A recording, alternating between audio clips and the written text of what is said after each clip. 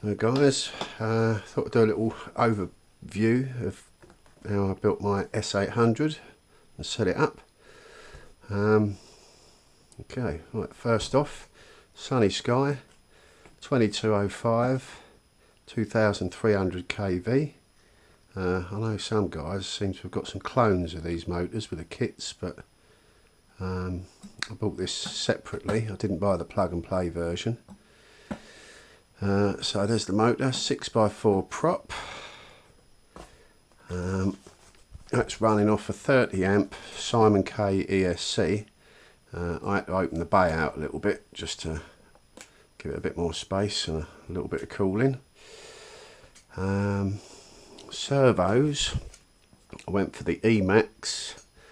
I think they're 12 gam metal gears. I use those in the FX61, which is a much bigger plane, and they work fantastically. Hot glued in, a little bit of tape just to keep it looking neat.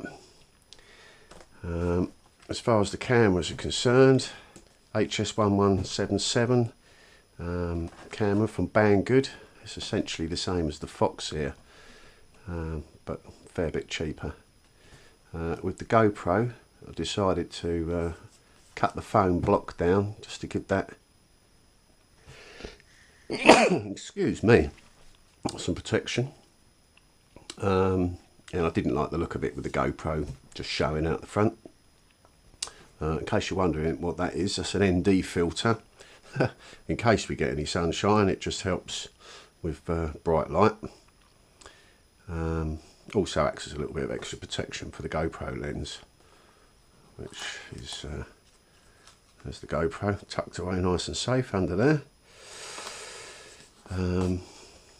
So on the video transmitter side, I used a TS5823L, which is the 200 milliwatt 40 channel with the LED readout, which is a lot easier than messing about with those little dip switches.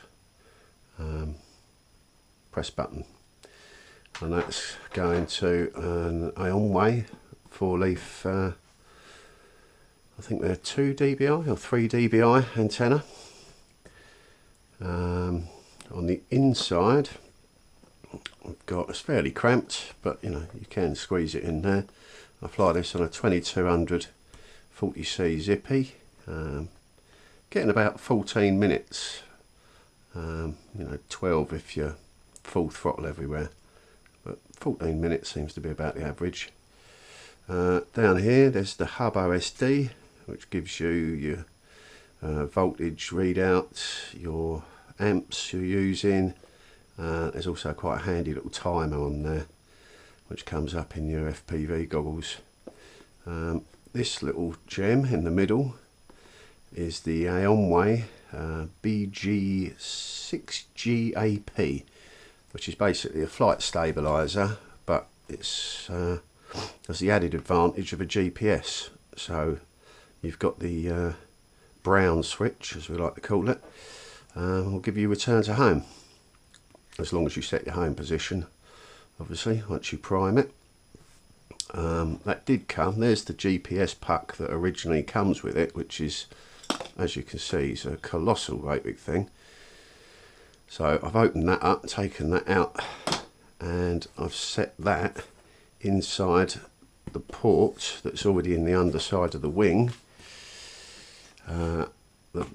Is, I think, essentially designed for your RC receiver, but I didn't want to be running wires in and out, and it didn't seem too important to do that. So I've used that little bay for the GPS puck, which is perfect really, and the cable is exactly the right length, luckily, so I didn't have to do any splicing in of extra cable there. Just taped over the joints to try and keep it looking tidy, and you know, keep the airflow as clean as possible. Every little helps. On the back there, I'm running off of a FR Sky 8 channel, the V8R72. I trust those, they've been great in other models. Distance is fantastic. more than I'm ever going to do with a little wing like this. On the top there I've put a couple of antennas, one vertically, one horizontally there, you know, try and give me the best possible reception. And on the back some waterproof LED strips, just to give it a bit of colour and a bit of visibility for spotting it. As you can see, they're fairly bright. Red on the top, blue on the back, nice and bright. And as you can see, there's the stabiliser at work, and that comes out perfect for CG. So, and I cut the end off a little LED bulb, and I basically just poked a hole here with a soldering iron and pushed the little glass bulb in there, which acts to show off the status of the LED. That worked quite nicely, I think. So, other than some Larry colours tape, just to make her stand out, there's my S800. Let's turn those off because they're rather bright.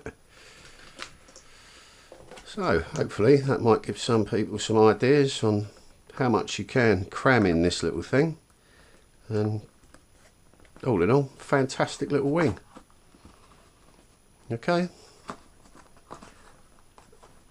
As you can see, it's quite tight to get everything back in there, but it does go, I promise you.